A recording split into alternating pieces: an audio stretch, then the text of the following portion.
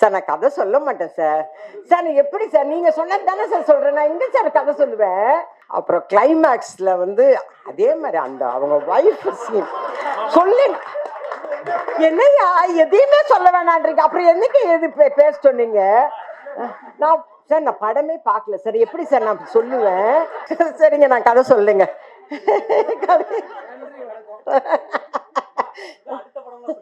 ஐயோ நான் சார் கதை சொல்லலை சார், விட்டுடுறேன் சார். ஓகே கிளைமேக்ஸ்ல பட் கிளைமேக்ஸ் சொல்லி முடிக்கணும். ஏன்னா தேவராஜன் சொன்னாரு, இவரும் சொல்லிட்டாரு. சார் தேவராஜ் சார் இங்க லிசன் பண்ணுங்க. அது என்ன இங்க வந்து போன் நோண்டிட்டு உட்கார்ந்துட்டு இருக்கீங்க? இங்க பாருங்க. அனைவருக்கும் வணக்கம். இந்த படத்தை பார்த்து பாராட்டின அத்தனை நல்ல உள்ளங்களுக்கும் என் அன்பார்ந்த வணக்கத்தையும் நன்றியும் தெரிவித்துக் கொள்கிறேன்.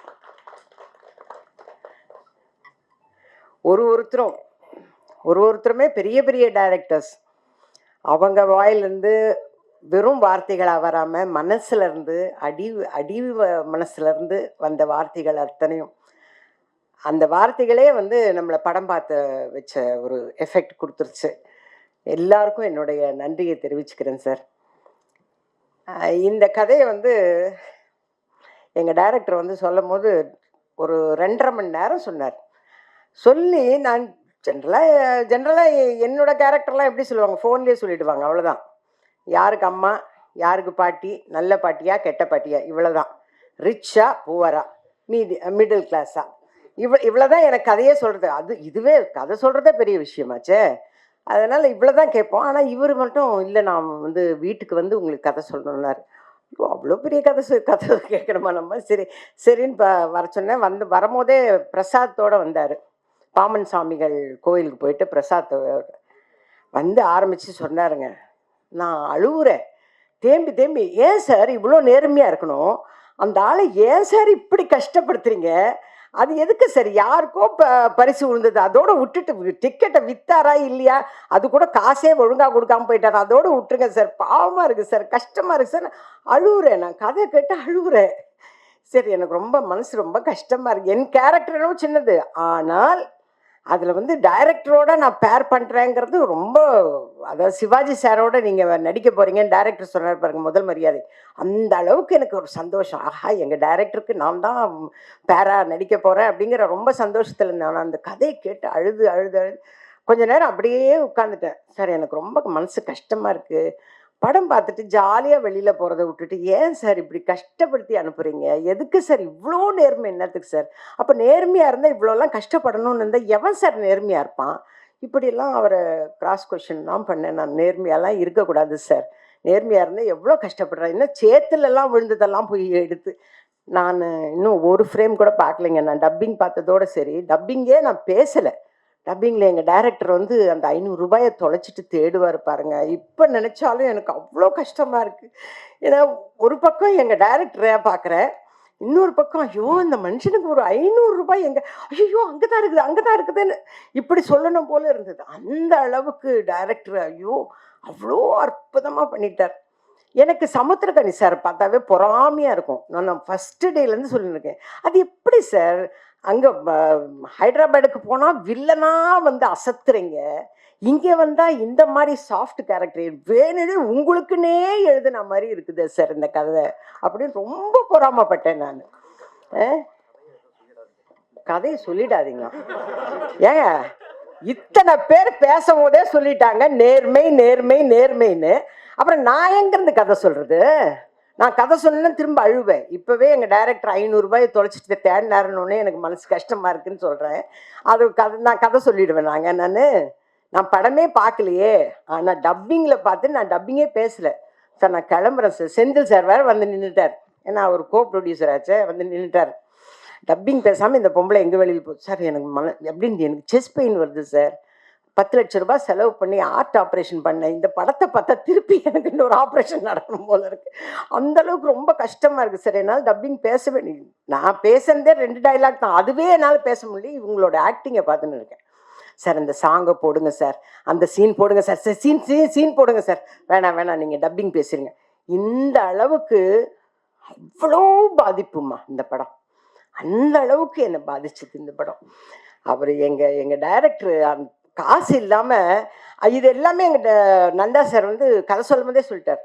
ஐயா வந்து அப்படியே ஏறி வருவார், ஏறி வந்து உட்காருவார், நீங்கள் சமையல் பண்ணுறீங்க, இதெல்லாம் என்கிட்ட என்ன கதையில் சொன்னாரோ அது அத்தனையும் அவர் எடுத்தாருங்க. அப்படியே ஃப்ரேம் டு ஃப்ரேம் அப்படியே எடுத்தார். நீங்கள் வந்து பாத்திரம் தேய்க்கிறீங்கன்னாரு. சார் இந்த வேலையெல்லாம் பிடிக்கலன்னா நான் நடிக்கவே வந்தேன், திருப்பி பாத்திரம் தேய்க்கிறதுக்கு அனுப்புறீங்களா சார்லாம் கேட்டேன் நான். அதே மாதிரி உட்கார வச்சு பாத்திரம்லாம் தேய்க்க வச்சு அந்த பொண்ணு வந்து சூசைட் பண்ணிக்க எல்லாமே என்கிட்ட கதையில் என்ன சொன்னாரோ அத்தனையும் இருந்தது, அத்தனையும் இருந்ததுங்க. இன்னும் 2 சீன் நான் ஆக்ட் பண்ணது 2 சீன் தான். அவ்வளோ இருந்தது. அப்புறம் கிளைமேக்ஸில் வந்து அதே மாதிரி அந்த அவங்க ஒய்ஃப் சீன் சொல்லு என்னையா எதையுமே சொல்ல வேணான்றீங்க, அப்புறம் என்னைக்கு எது பேச சொன்னீங்க? நான் சார் நான் படமே பார்க்கல சார், எப்படி சார் நான் சொல்லுவேன்? நான் அவர் கதை சொன்னதை வச்சு நான் கதை சொல்றேன் சார். நான்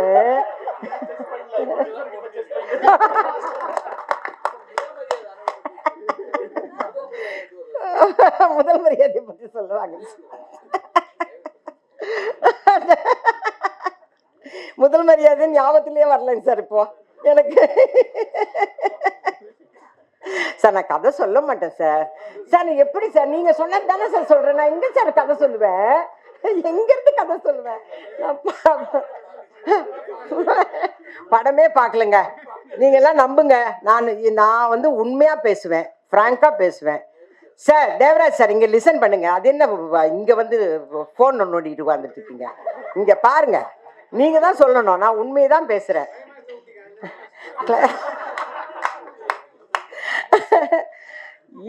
இந்த பாப்பாவோட கேரக்டர் வந்து ரொம்ப நல்லா இருக்கும். யதார்த்தமா எல்லா வீட்டு பொம்பளைங்களும் என்ன பண்ணுவாங்களோ அதை தான் அந்த பாப்பா பண்ணியிருக்கு. ரொம்ப நல்லா பண்ணியிருக்கு. ஏன்னா இதெல்லாம் டப்பிங்ல பிட்டு பிட்டா பார்த்தது, அதை பார்த்தே நான் சொல்றேன். நான் அவ்வளோ நல்லா பண்ணியிருக்கு. அதே மாதிரி இவங்களுக்கு தம்பியா ஒருத்தர் வருவார், அவர் பண்றதும் அட்டோழியமா இருக்கும். நீங்க பண்றதா இதெல்லாமே உங்க டைரக்டர் தாங்க கதை சொன்னாரு. அந்த மச்சான் கேரக்டர் என்ன பண்ண தெரியுங்களா அப்படின்னு இதெல்லாம் சொல்லிட்டாரு. நான் என்ன சார் சொல்லல சார், நான் கதையெல்லாம் சொல்லல. ஸோ சரிங்க, நான் கதை சொல்லுங்க.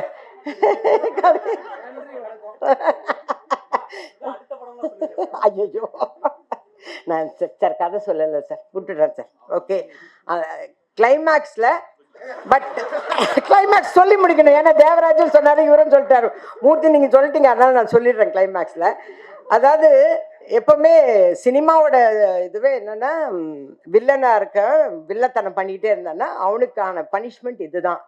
ஸோ நீங்க வந்து கெட்டவங்களா இருக்காதீங்க அப்படின்றதுதான் மாரலா வரும். அதே மாதிரி ஒருத்தர் நல்லவங்களா இருந்தால், நேர்மையானவங்களா இருந்தா, படாத கஷ்டமெல்லாம் படும் போதே நமக்கு வந்து நேர்மையாவே இருக்க வேணாம் ஐயா அப்படின்னு தான் தோணும். ஆனால் அவங்களுக்கு நேச்சரா பார்த்து, யூனிவர்ஸா பார்த்து கொடுக்குற ஒரு பரிசு தான் வந்து அவங்க ஒய்ஃபுக்கு வேலை, அந்த குழந்தைக்கு ட்ரீட்மெண்ட். போதுமா சார்? இவ்வளவுதான் சார், இவ்வளவுதான் சார் சொல்றேன்.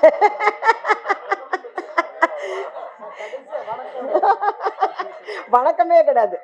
ரெயின் எஃபெக்டோட ரொம்ப சந்தோஷமா முடிக்கிறோம். ஓகேவா சார்? ரெயின் எஃபெக்டோட இதுலயே ட்ரெய்லர்னே போட்டு காட்டினாங்க சார். நீங்க வெளியில வரும்போது ட்ரெயின் எஃபெக்ட் வருதுன்னு. ஏங்க பிரபஞ்சம் ஆசீர்வாதம் பண்றதுன்னா என்னங்க சொல்லுவோம்? என்ன சொல்லுவோம்? செழுமையா இருக்குன்னா என்ன சொல்லுவோம்? அதுதானேங்க, அதுதான் அவர் பினிஷ் பண்ணிருக்காரு. நான் இப்ப அவர் சோகமா பினிஷ் பண்ணாருன்னு சொன்னா உங்களுக்கு எல்லாம் சோகமா இருக்காதா? இல்ல அதெல்லாம் சொல்லல சார், எதையுமே சொல்லல சார். நேர்மையான படங்க, நீங்க எல்லாரும் நேர்மையா வந்து பாருங்க. நீங்க பார்த்து நீங்க தான் மக்கள் கிட்ட கொண்டு போகணும். நீங்க கொண்டு போனீங்கன்னா கண்டிப்பா நம்ம மக்கள் எல்லாருமே நல்லவங்க தாங்க. அவங்களோட சூழ்நிலை சந்தர்ப்பம் தான் ஒவ்வொருத்தரையும் கஷ்டப்படுத்துது, அவங்கள மாத்துது. அப்படி இருக்க வேண்டான்னு கொண்டு போக வேண்டியது உங்க கையில தான் இருக்கு. நீங்க எல்லாரும் நேர்மையா உங்க வேலையை செய்வீங்கன்னு நான் எதிர்பார்க்கிறேன். தயவு செஞ்சு செய்யுங்க, நேர்மையா செய்யுங்க. ஓகேவா? இதுக்கு மேல நான் நின்று பேசினேன்னா கொன்னே போடுவாங்க என்னையே. அதனால இந்த அருமையான நேர்மையான படத்துல நானும் ஒரு ஓரத்தில் நின்று இருக்கிறேங்கிறது வந்து ரொம்ப சந்தோஷமான விஷயம். அதுவும் எங்கள் டைரக்டரோட சேர்ந்து இருக்கிறேங்கிறது ரொம்ப ரொம்ப சந்தோஷமான விஷயம். எங்கள் சீன் எடுக்கும் போதே நான் வந்து அவர் வாயே தான் பார்த்துட்டு இருந்தேன். சமுத்திரகன் சார் வாயே தான் பார்த்துட்டு இருப்பேன். அது நல்லாவே தெரியும். நீங்கள்லாம் படம் பார்த்தீங்கன்னா கண்டுபிடிப்பீங்க. என்ன இந்த பொம்பளை ஒன்றுமே பெர்ஃபார்மே பண்ணாமல் ஆன்னு நிற்கிதுன்னு. ஏன்னா அவர் பெர்ஃபார்ம் பண்ணுறதையே பார்த்துட்டு இருந்தேன். அதில் சொல்லிடுவோம் போல இருக்கு. வேணாம், சொல்லலை, நான் சொல்லலை. நேர்மையான படத்தை நீங்கள் எல்லாரும் நேர்மையாக பார்த்து நேர்மையாக மக்கள்கிட்ட கொண்டு போங்க. It is my request. ஏன்னா எப்படி இருந்தாலும் அவருக்கு நல்ல செந்தமிழில் பேசினார் எங்கள் டைரக்டர். இவர் டைரக்ஷனில் நான் நடிக்க போகிறேன். அதனால தான் எங்கள் டைரக்டர்னு சொல்லியிருக்கேன். இந்த எல்லாம் சொல்லிட்டு என்ன சொல்லுங்க, சுவிட்ச் ஆன் டு ட்ரெய்லர், அதை மட்டும் இங்கிலீஷில் சொல்லிட்டார், மற்றதெல்லாம் தமிழில் சொன்னார். சுவிட்ச் ஆன் டு ட்ரெய்லர் அது மட்டும் ஏன் இது இங்கிலீஷில் வந்தது? அதையும் தமிழில் சொல்லியிருக்கலாம்ல. ஓகே, நன்றி நன்றி நன்றி நன்றி.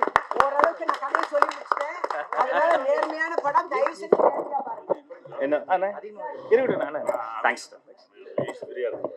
இல்ல, எனக்கு அந்த மீம் தான் ஞாபகம் வருது. முடிச்சு விட்டீங்க போங்க. ரோலிங் டைட்டிலை தவிர எல்லாம் சொல்லிட்டாங்க. பேச்சில் 2 வகை. மூளையில் இருந்து பேசுவது, டேட்டாவா கொட்டுறது. 2வது பேச்சு இதயத்தில் இருந்து பேசுவது. இதயத்திலிருந்து பேசிய அம்மாக்கு நன்றி, அன்பு. அடுத்த இந்த மேடையில்